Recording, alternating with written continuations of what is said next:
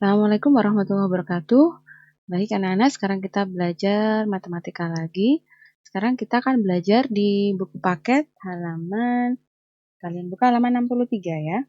Di buku paket halaman 63 kita akan belajar tentang posisi benda pada bidang koordinat. Di sini yang pertama adalah kita menentukan letak suatu benda, suatu tempat atau benda pada bidang koordinat. Mudah ya ini, coba kalian paham pelan-pelan. Kita lebih mudah menemukan suatu tempat, letak suatu tempat atau benda jika digambarkan pada petak-petak yang tersusun dalam baris dan kolom yang disebut dengan bidang koordinat. Jadi bidang koordinat itu petak-petak seperti ini ya. Seperti ini. Kandang sapi terletak pada koordinat A,5. Jadi yang pertama, langkah pertama kita amati di sini ada petak yang mendatar, ada peta A, B, C, D, E, F, G, H.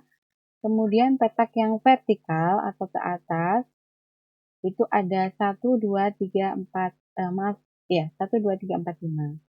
Nah, kandang sapi, kita lihat sapi di sini ya, ini gambar sapi, terletak pada koordinat A, 5. A-nya yang X, sumbu X, yang mendatar itu horizontal adalah X yang mendatar, yang vertikal atau ke atas, yang naik ke atas itu sumbu Y.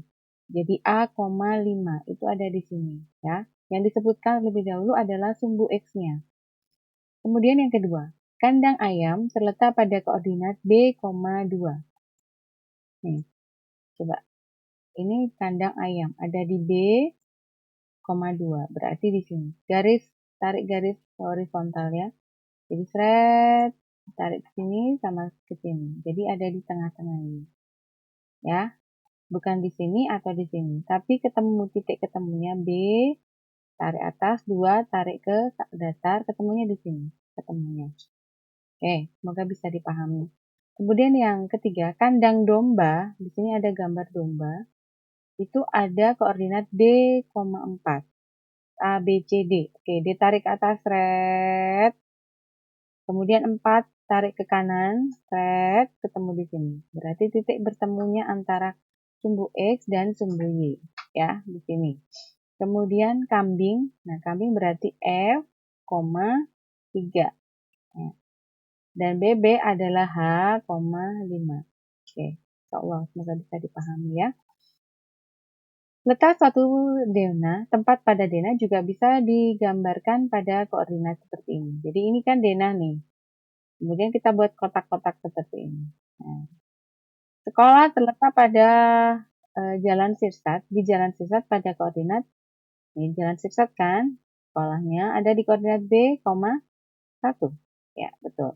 Minimarket terletak di Jalan Apel. Jalan Apel, coba mana ini Jalan Apel. Minimarketnya ini, nih, garis ke bawah ada F, ya, sebutkan X yang mendatar dulu ada F, lalu kita tarik horizontal ada 3, berarti F, 3, ya. Toko buku terletak pada Jalan Kecapi pada koordinat, toko buku, mana toko buku.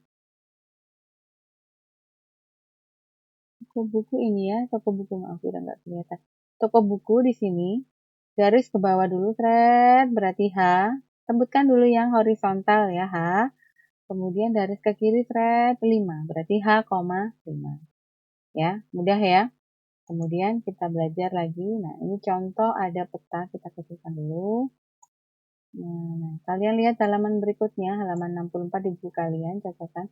Letak suatu suatu tempat pada peta digambarkan pada bidang koordinat seperti ini. Ini ada Pulau Bali, ya. Koordinatnya seperti ini. Coba letak beberapa tempat di Pulau Bali bisa dilihat dari koordinat. Jadi bikin lagi kotak-kotak, setiap kotak-kotak dikasih huruf kalau mendatar, kalau vertikal dikasih angka. Denpasar, mana Denpasar? Ini ya Denpasar kotanya, bukan tulisannya ya, ingat ya kotanya. Berarti di sini. Di sini. Ini yang Bu Ira kasih centangnya, kasih tanda ini. Nah, ini kasih ini ya. Ada ini, ada tanda biru. Itu ada di F garisnya, lalu tarik yang horizontal ada di 2, berarti F, 2. Yang disebutkan dulu F-nya, yang horizontal ya, atau sumbu X-nya. Ubud, mana ubud? Mana ya ubud ya? Ini. Ya, ubud di sini ada F lagi, tapi atas, berarti koma 3. Oke. Kelungkung. Mana kelungkung? Kelungkung ini kalau nggak salah. Kelungkung ini G, koma 3. Tabanan. Tabanan di sini. Mana? Tabanan. Tabanan di koma 3 di sini. Ini tabanannya ya. Di koma 3. Ya, gampang ya. Mudah kan sampai di sini? Nanti kalau ada pertanyaan silahkan di WA ya. Kemudian kita belajar di lembar berikutnya halaman 64. Letak titik dan bangun datar pada bidang koordinat. Letak sebuah titik juga dapat digambarkan pada bidang koordinat. Penulisan letak suatu titik seperti penulisan posisi benda bidang koordinat menggunakan pasangan terurut X, Y. Tadi Bu Ira juga sudah menyampaikan ada datar. Ini sumbu datarnya adalah sumbu X, sumbu vertikalnya adalah sumbu Y. Dan di mana X merupakan sumbu datar yang namanya absis ya. X itu nama lainnya adalah absis dan Y adalah ordinat. Jadi kalau misalnya ada kata-kata tentu gambar titik koordinat dari absis 5 dan ordinat 10 berarti X-nya 5, Y-nya 10. Coba dari titik ini kita amati ya. Pada gambar di atas koordinatnya adalah A 4, X-nya dulu disebutkan 4,2, Y-nya 2. Kemudian yang B adalah 5, karena bersinggungan berarti 5,0. Ya, kan bersinggungannya Y-nya 0 kan, di sini 0. Ya, di sini 0 semua. Paham ya? Semoga bisa dipahami. Biasanya ini yang sulit dipahami. Tapi langsung aja dilihat. X-nya berarti min 5. Maaf, min 5. Min 5 karena nggak naik berarti 0. Itu aja.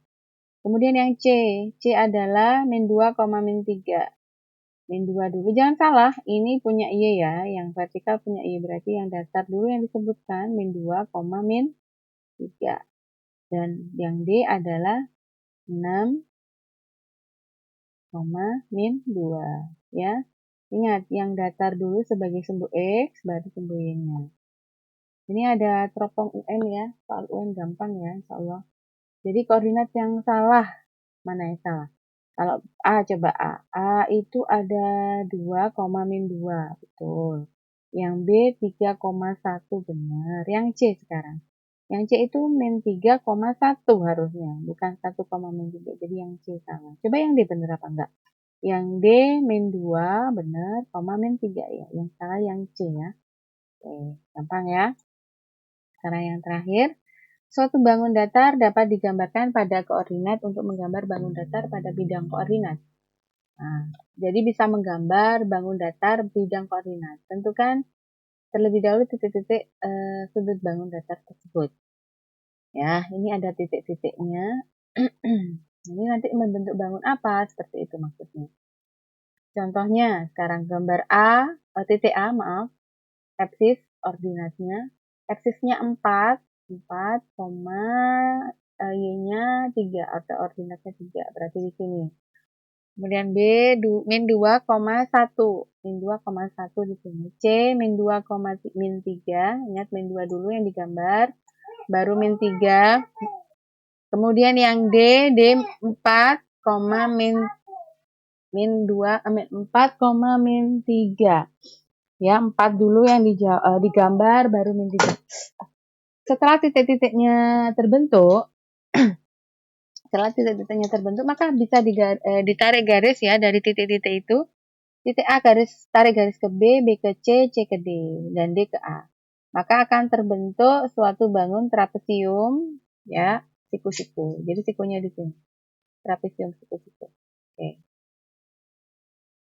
Ya. Kuisnya nggak usah dikerjakan. Dan cukup sekian penjelasan Bu Ira. Semoga bermanfaat dan kalian bisa memahaminya. Kurang lebihnya mohon maaf. Wassalamualaikum warahmatullahi wabarakatuh.